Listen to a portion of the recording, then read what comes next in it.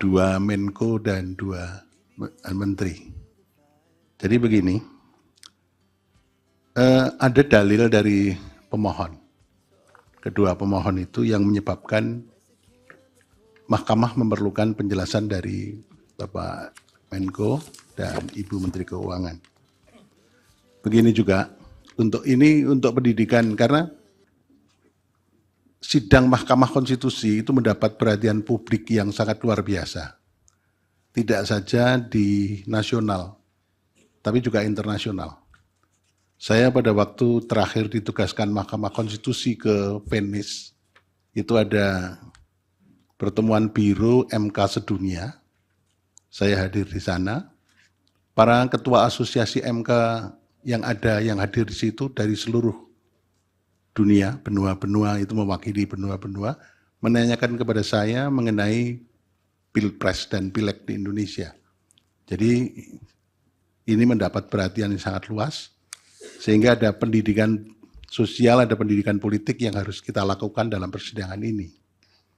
Oleh karena itu, perlu saya sampaikan, ada payung yang harus saya sampaikan atau kerangka yang harus kita sampaikan dulu. Kehadiran Bapak Menko dan Ibu Menteri ini kenapa tidak disumpah? Mungkin ada pertanyaan itu.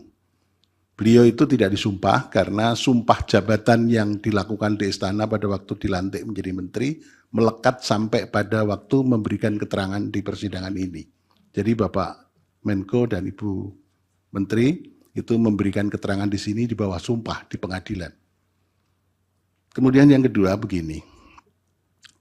Saya kebetulan hakim konstitusi di antara kita bersembilan, itu yang terlibat mengadili Pilpres dan Pileg 3 kali. Jadi saya mempunyai pemahaman yang agak komprehensif, mendalam. Pilpres kali ini lebih hiruk pikuk.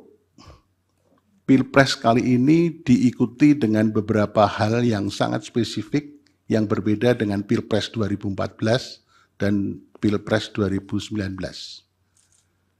Ada pelanggaran etik yang dilakukan di Mahkamah Konstitusi, dilakukan di KPU, dan banyak lagi yang menyebabkan hiruk-pikuk itu. Nah, yang terutama mendapat perhatian yang sangat luas dan kemudian didalilkan oleh pemohon, itu cawe-cawenya kepala negara. Nah, cawe-cawenya kepala negara ini, Mahkamah sebetulnya juga kita memanggil kepala negara, Presiden Republik Indonesia. Kelihatannya kan kurang elok. Karena Presiden sekaligus kepala negara dan kepala pemerintahan. Kalau hanya sekedar kepala pemerintahan akan kita hadirkan di persidangan ini.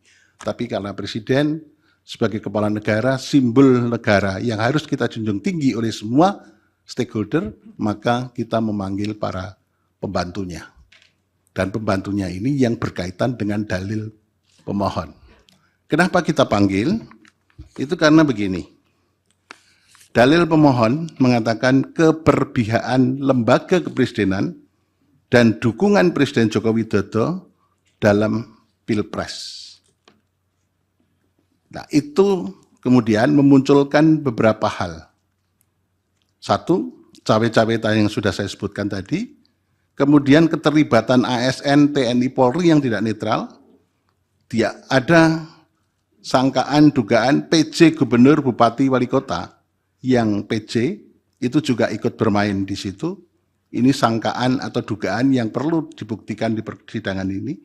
Kemudian ada peran serta lurah kepala desa juga yang ikut cawe-cawe, ikut menggalang massa, dan kemudian bansos yang dianggap mempunyai korelasi dengan elektoral.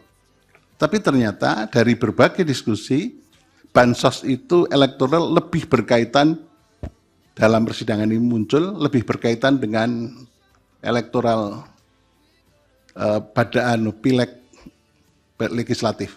Nah ini mungkin Pak Erlangga nanti bisa Jadi yang partai yang naik pesat suaranya adalah Golkar. Nah ini yang mungkin nanti bisa direspon, ya.